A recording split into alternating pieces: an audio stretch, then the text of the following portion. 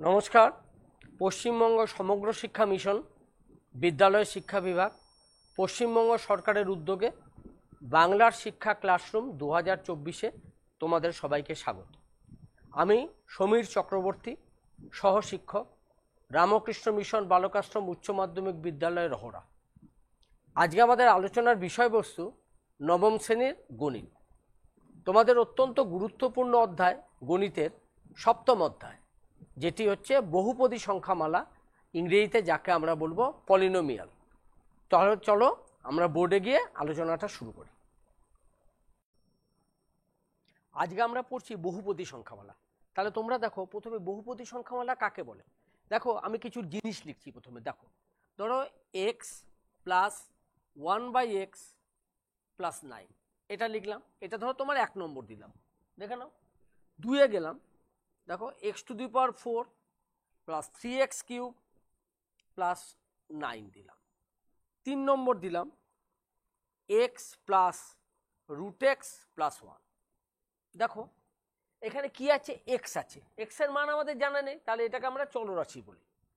শুধু নয় হচ্ছে ধ্রুবক। কিন্তু তোমরা দেখো, তোমরা যেটা ভুল করো, দেখো আমি যদি 5x প্লাস 9 লিখি, এখানে আমি যদি তোমায় জিজ্ঞেস করি চলরাশি কি, তাহলে তুমি বলতে পারবে x একটা চলরাশি।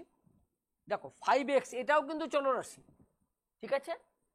আর 5x প্লাস 9 এই পুরোটাও কিন্তু চলরাশি। কিন্তু আলাদা আলাদা তোমায় যদি জিজ্ঞেস করি, যেখানে ধ্রুবককে তুমি বলতে হবে 5 এবং 9, তাই না। তাহলে এখানে চলরাশির সূচক কি, এই যে পাওয়ার যেটাকে বলবো ঘাত, সূচকগুলো দেখো, এটা 1, ঠিক আছে। 1/x মানে তোমরা সূচকে পড়েছো, 1/x মানে x⁻⁻1। 9 এর সাথে x কোথায়, x আছে তো, এই যে x⁻0।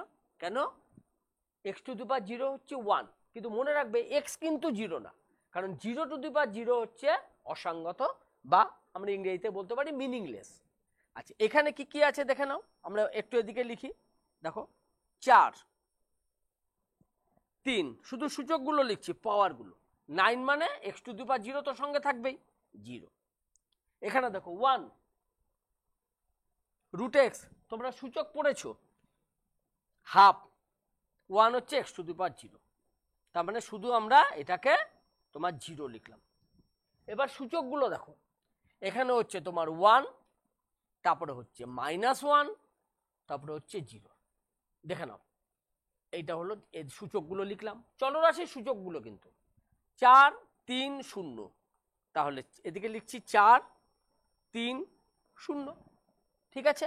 এটা কি 1 হাফ 0, দেখো এখানে 1 হাফ 0, ঠিক আছে। এখানে লিখে রেখেছি আমরা 1 হাফ 0 লিখলাম। এবার দেখো, তোমরা প্রথমেই পড়েছো নবম শ্রেণীর প্রথমে যে বিভিন্ন সংখ্যাগুলো, অখণ্ড সংখ্যা কাকে বলে, হোল নাম্বার যেটা ইংরেজিতে বলি। অখণ্ড সংখ্যা হচ্ছে, আমি আবার একটু বলছি, দেখো অখণ্ড সংখ্যা হচ্ছে 0, 1, 2, 3 এই করে অখণ্ড সংখ্যা। এবার আমি সূচকগুলো দেখি, এগুলো কি অখণ্ড সংখ্যা হচ্ছে। দেখো প্রথমে সূচক কি ছিল, 1 -1 0। এই -1 যে অখণ্ড সংখ্যা তো হচ্ছে না, তাহলে এটাকে কেটে দিলাম, তাহলে এটা অখণ্ড সংখ্যা হলো না। পরেরগুলো দেখি, 4, 3, 0, 4, 3, 0, এই তিনটেই তো অখণ্ড সংখ্যা হয়ে গেছে।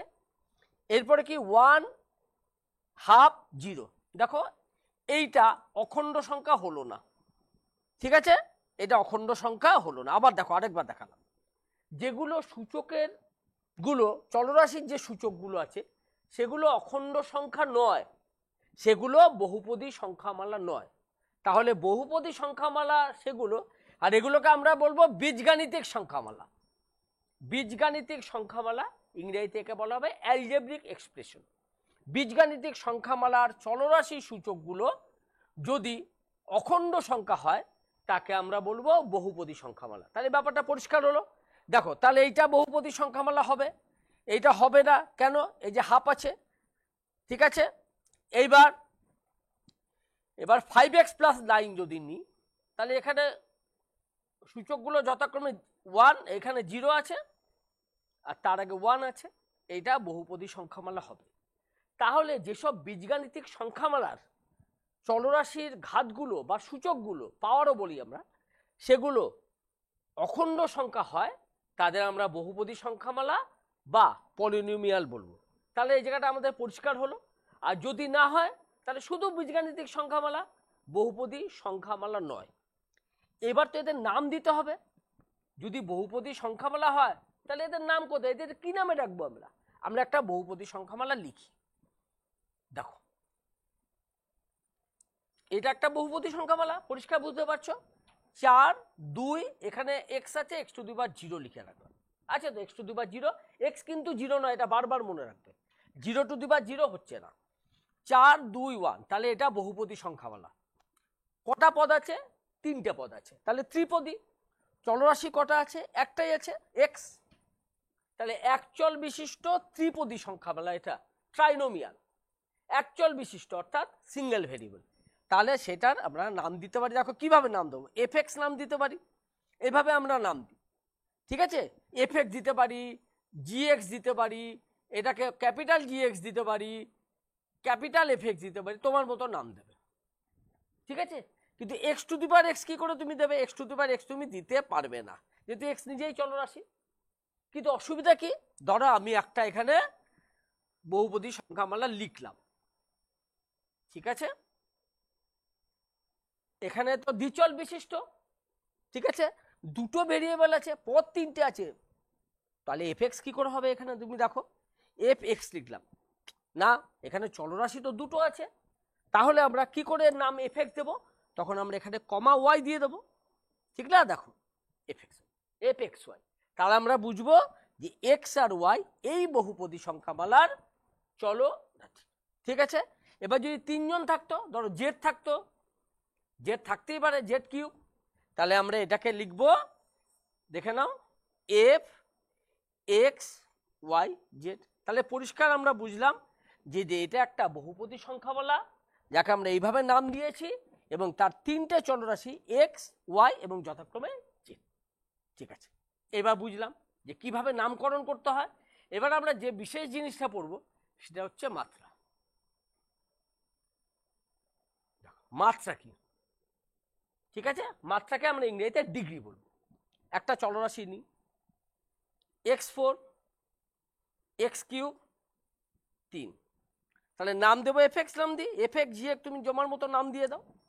ঠিক আছে, চলরাশির ঘাতগুলো দেখি তো একটু, 4 3, আর আমরা এটা আগেই আলোচনা করেছি যে 3-এর এখানে তাহলে এক্স টু দি পাওয়ার 0 আছে, 4 3 0, দেখো তাহলে 4 3 0, তাহলে এটা একটা বহুপদী সংখ্যামালা হবে যার সূচকের গুলো হচ্ছে চলরাশির যথাক্রমে 4 3 এবং 0।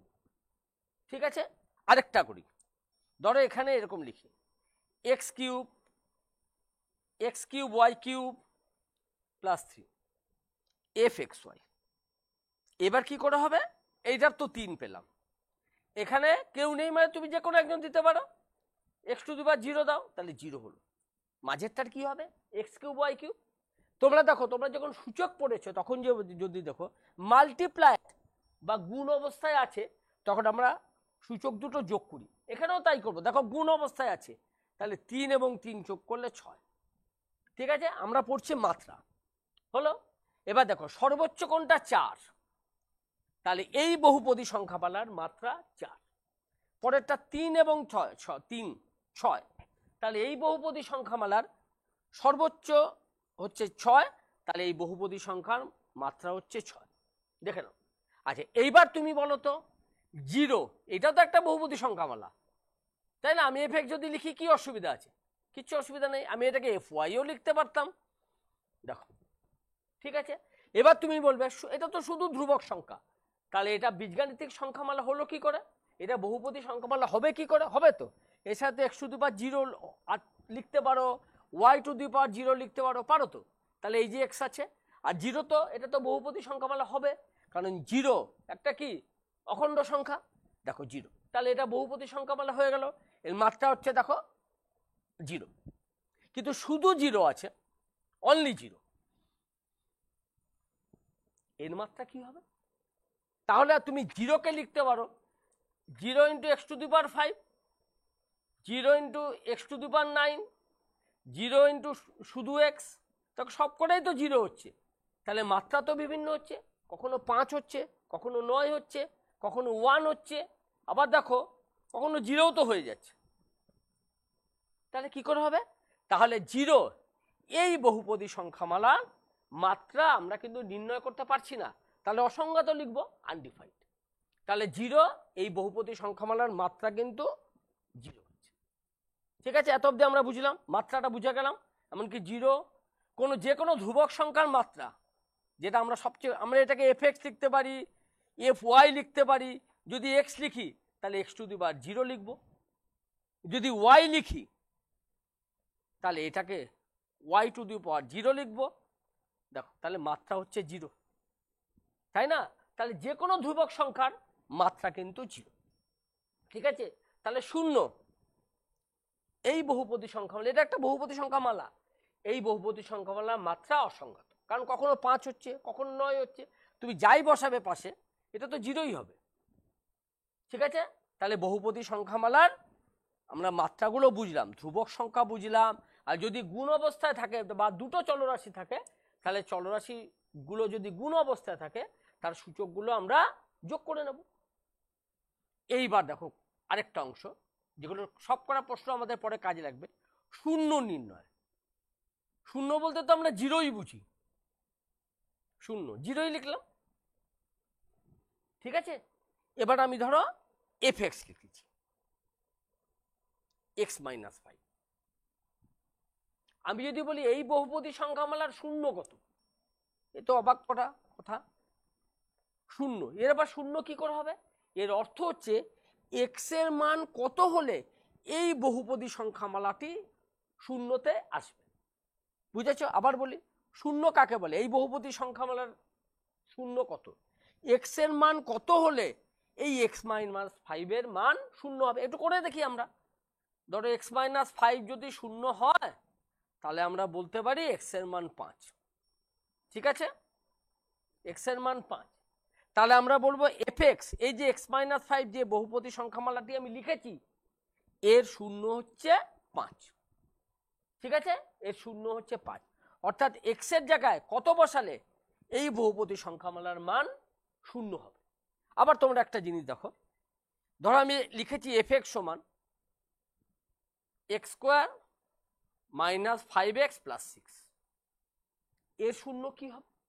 এটাকে তোমরা নিশ্চয়ই উৎপাদক করতে পারবে, ফ্যাক্টরাইজ। আমরা একবারে করলাম, মিডিল টার্ম ফ্যাক্টর, মধ্যপদটাকে ভেঙে তারপরে উৎপাদক করা, এক্স মাইনাস 3 এক্স মাইনাস 2, দেখো একবারে লিখেছি। তোমরা জানো যে যেটা অবশ্য তোমরা মাঝে মাঝে যেটা ভুল লেখো, দুটো উৎপাদকের গুণফল যদি শূন্য হয় তাহলে তোমরা অনেকেই লেখো প্রতিটির মান শূন্য। না, মনে রাখবে সঠিক হচ্ছে দুটি উৎপাদকের গুণফল যদি শূন্য হয় তাহলে কমপক্ষে একটির মান শূন্য।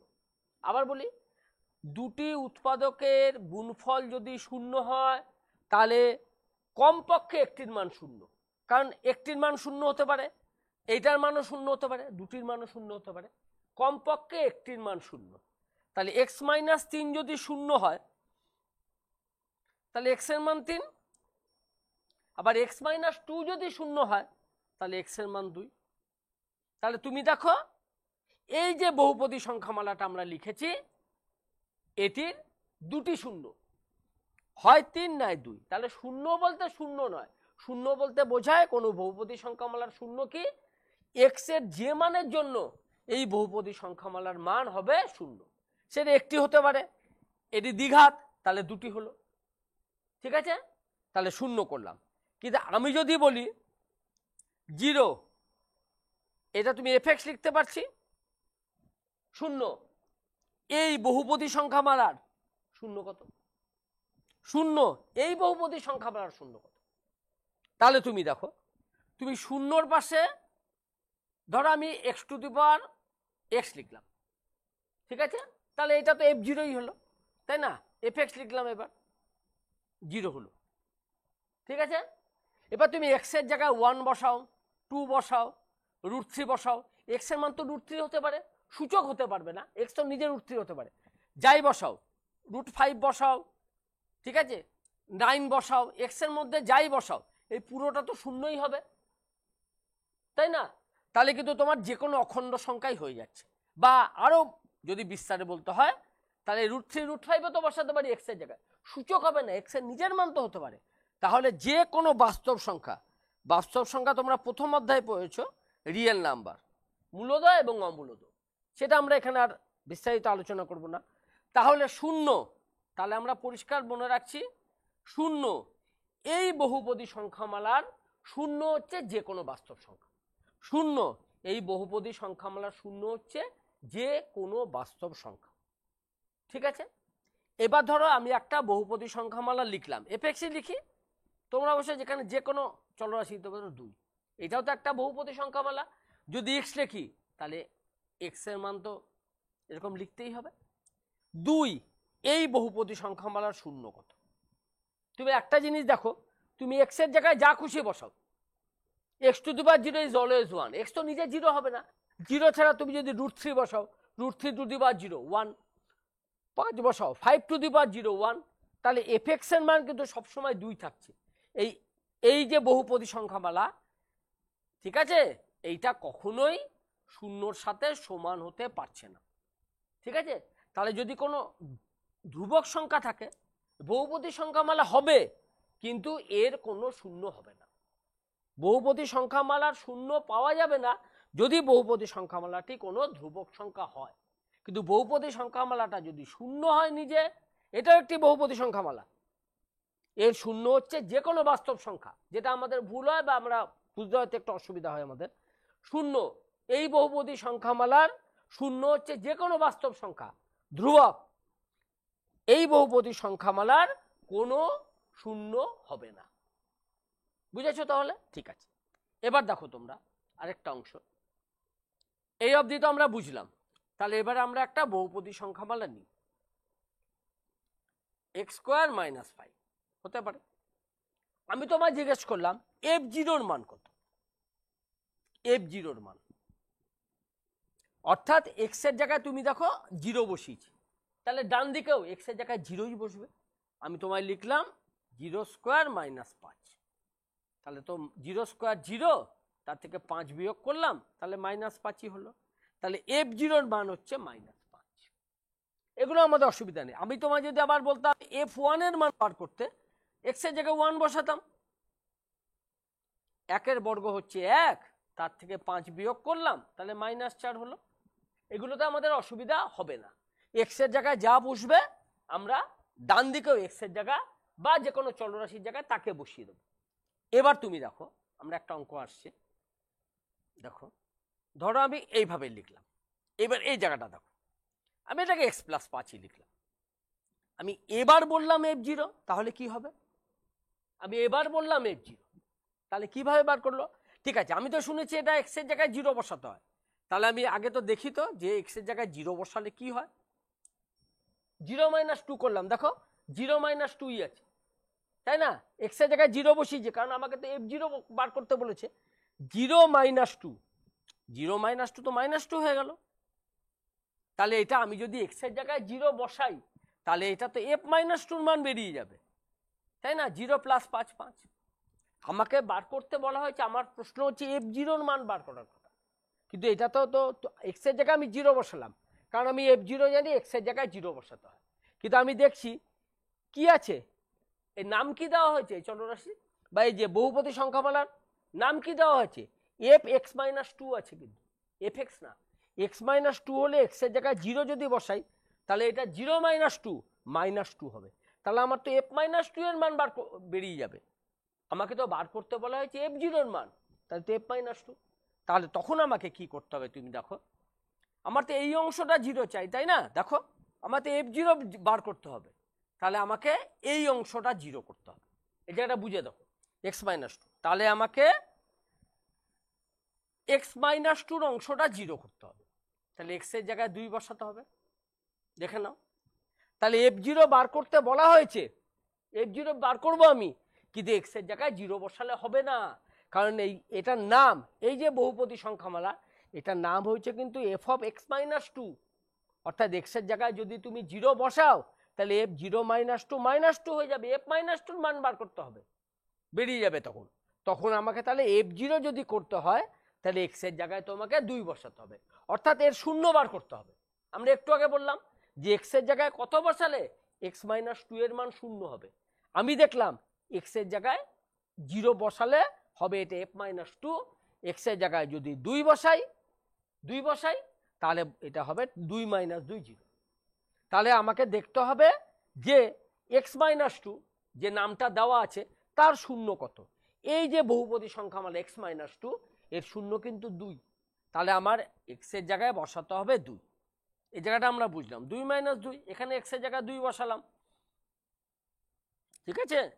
তাহলে আমার 2 - 2 0 হলো, দেখো 5 আর 2 আমার 7 হলো।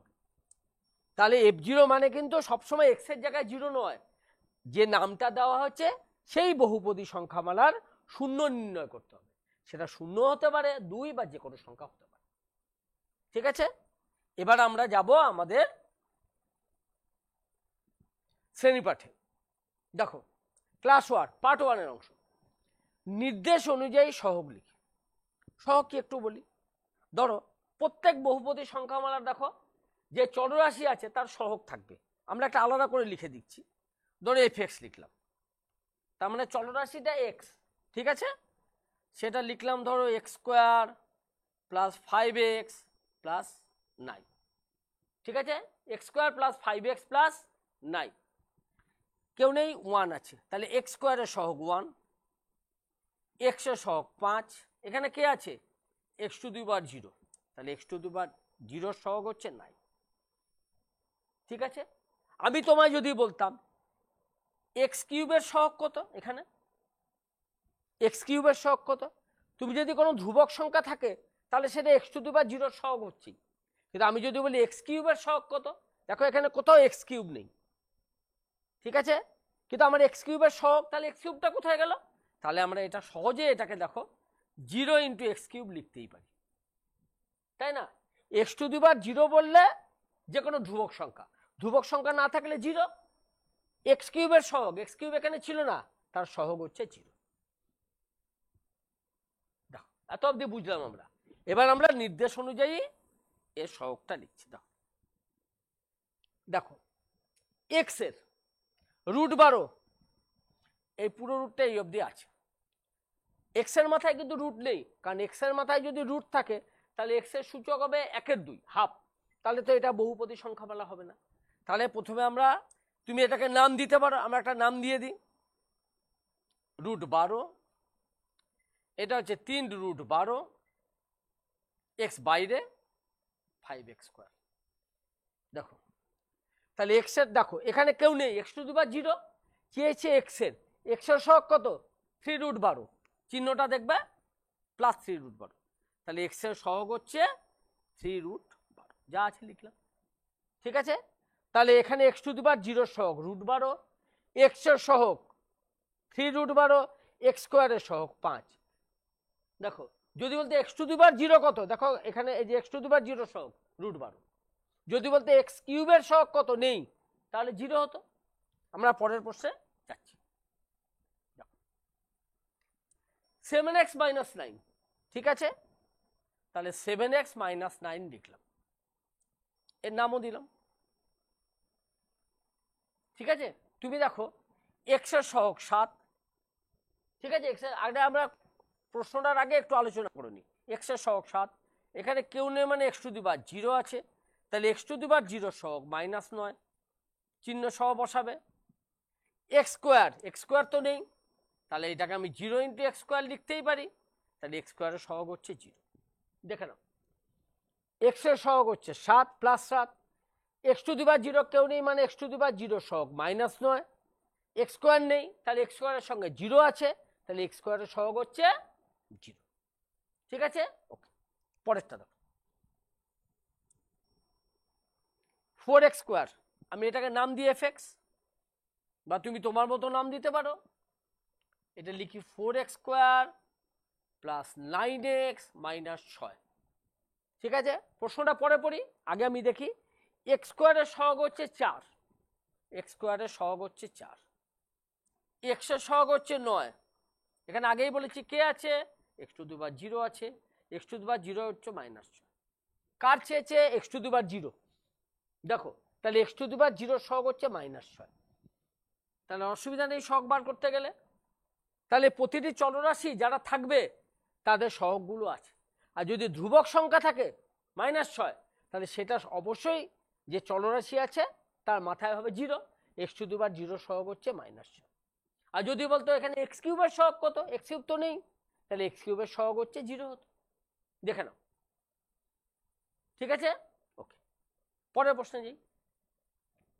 দেখো মাত্রা লিখি, এর নাম দিয়ে দিই আমি, এবার ক্যাপিটাল জি এক্স দিই, তোমার ইচ্ছে মতো নাম দাও, 8x - 5।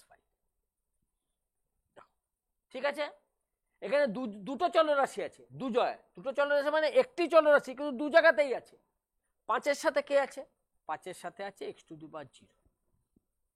ঠিক আছে, এবার আমার যে চলরাশি ছিল এখানে এক্স, তার সূচকগুলো দেখি, ঘাতগুলো দেখি। 1, এখানে 1 আছে আর এখানে 0 আছে, সর্বোচ্চকে 1। তাহলে এই যে বহুপদী সংখ্যামালা, এর মাত্রা ডিগ্রি হচ্ছে 1, এর ডিগ্রি হচ্ছে বা মাত্রা হচ্ছে 1। বোঝা গেল ব্যাপারটা, সর্বোচ্চটা। পরেরটা যাই, দেখো আমরা একটু লিখি, এটা এফ ওয়াই লিখতে হবে বা জি ওয়াই লিখলাম, কারণ এর চলরাশিটা হচ্ছে ওয়াই, এক্স না কিন্তু, জি এক্স হবে না, G Y. 4 - y to the power 4 plus 4y cube. এখানে চলরাশি হচ্ছে ওয়াই, তাহলে তার সূচকগুলো দেখি। এখানে কেউ নেই মানে y টু দি পাওয়ার 0, তাহলে 0 লিখলাম। ঠিক আছে, দেখে নাও, হলো y এর মাথায় 1, তাহলে 1 লিখলাম, y এর মাথায় 4 লিখলাম, y এর মাথায় 3 লিখলাম, সর্বোচ্চকে 4। ঠিক আছে, সর্বোচ্চ হচ্ছে 4। তাহলে এই যে তোমার বহুপদী সংখ্যামালাটা আছে, তার যে চলরাশিটা গুলো আছে অর্থাৎ শুধু ওয়াই, তার মাত্রাগুলি সূচকগুলি যদি লিখি তাহলে 0, 1, 4, 3, সর্বোচ্চ 4। তার এই যে বহুপদী সংখ্যামালা তার মাত্রা হচ্ছে 4, সর্বোচ্চটা সর্বোচ্চ 4। ওকে, এবার পরের প্রশ্ন দাও। আচ্ছা, এক্স ওয়াই দেখো দুখানা আছে, তাহলে আমরা লেখা তো শিখে গেছি, নাম দেবো এক্স কমা ওয়াই। দুই চল বিশিষ্ট, এটা দুই চল বিশিষ্ট ত্রিপদী। দেখো দুটো ভ্যারিয়েবল এবং ট্রাইনোমিয়াল, মনোমিয়াল একপদী, বাইনোমিয়াল দুপদী, ট্রাইনোমিয়াল ত্রিপদী। দেখো লিখে ফেলি, 5xy minus y cube plus 9x cube y. দুটো চলরাশি আছে, আমরা কি বলেছি, যদি গুণ অবস্থায় থাকে, দেখো এক্স আর ওয়াই গুণ অবস্থায় আছে, তাহলে সূচক দুটো যোগ করলাম। এখানে একজন আছে 3, এখানে আছে 3 আর 3 6, দেখো 3 3 6, দেখো গুণ অবস্থায় আছে 3 আর 3 6, তাহলে সর্বোচ্চকে 6, সর্বোচ্চ কোনটা 6। তাহলে এই যে দুই চল বিশিষ্ট ত্রিপদী বহুপদী সংখ্যামালাটি আছে তার মাত্রা হচ্ছে 6, মনে থাকবে এবার, মাত্রা হচ্ছে 6। দেখো f0 কত, আমরা fx, আমরা একটা নতুন অঙ্ক বার করলাম, 2x² প্লাস 5x মাইনাস 9। দেখো fx থাকলে তো আমাদের অসুবিধা নেই, এক্স এর জায়গায় সরাসরি 0 বসাতে পারবো। এখানে নামই আছে fx, f0, তাহলে x এর জায়গায় সরাসরি 0 বসাতে পারবো। আমরা লিখব x এর স্থানে 0 বসিয়ে পাই, কি পাই দেখে নি, x এর জায়গায় 0 বসাই, তাহলে 2 × 0² 5 × 0 মাইনাস 9। 0 বর্গ 0, তার সাথে 2 গুণ করে 0 পেলাম, 5 আর 0 গুণ করে সেই 0 পেলাম, শেষ পর্যন্ত পেলাম -9।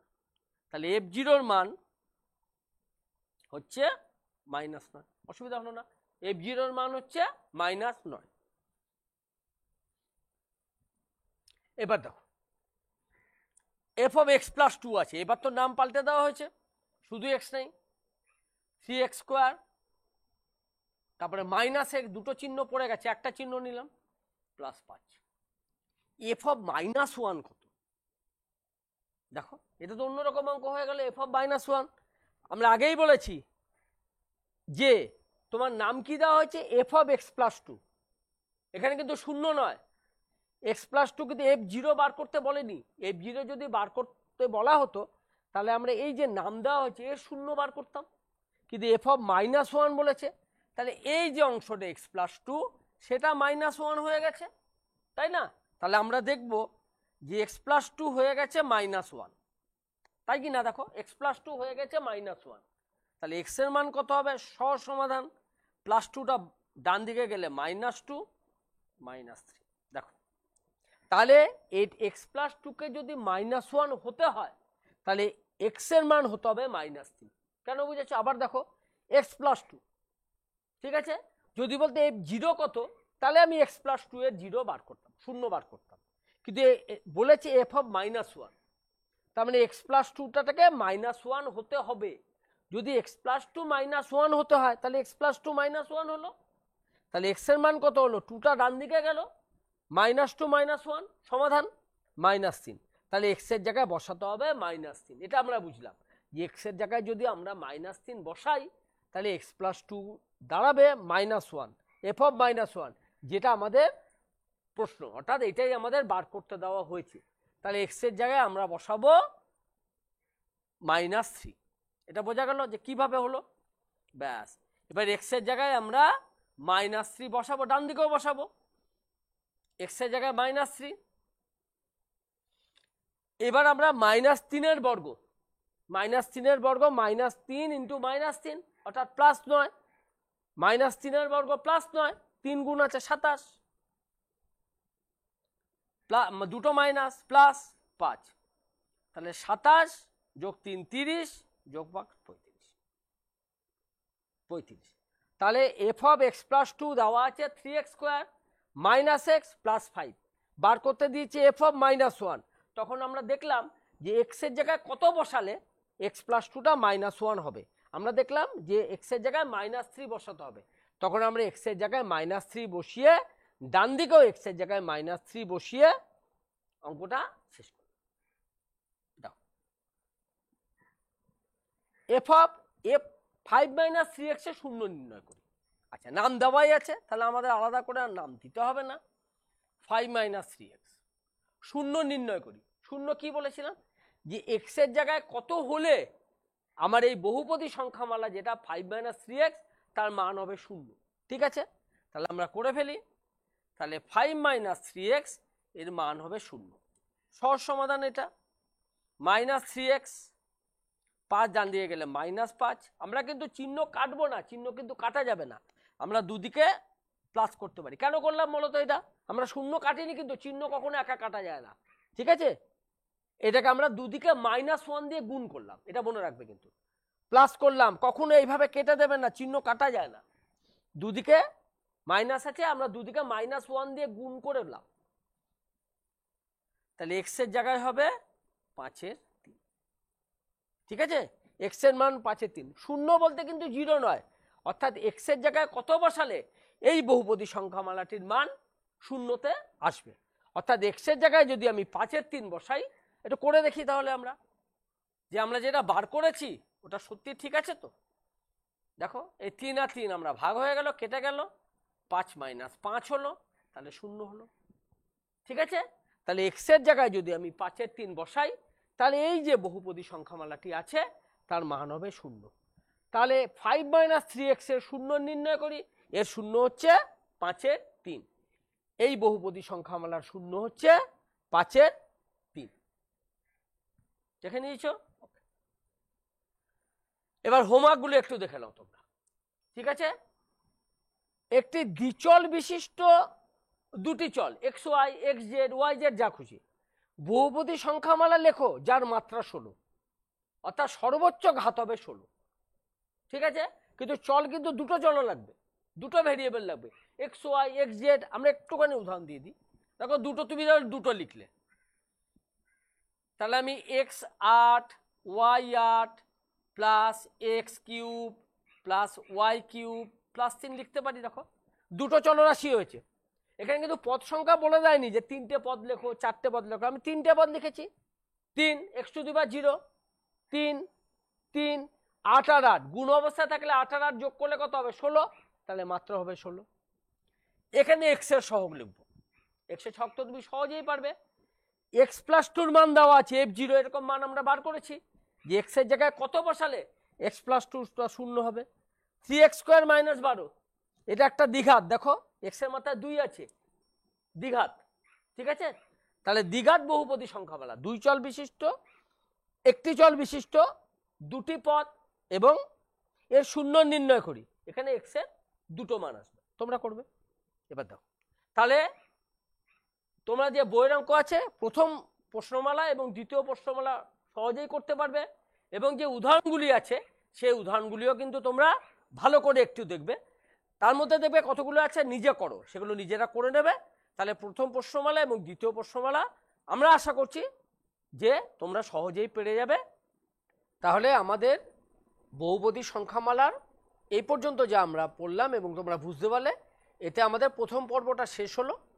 এরপরে আমাদের দ্বিতীয় পর্ব শুরু হবে, তোমরা ততক্ষণ গণিতগুলি অভ্যাস করো। নমস্কার।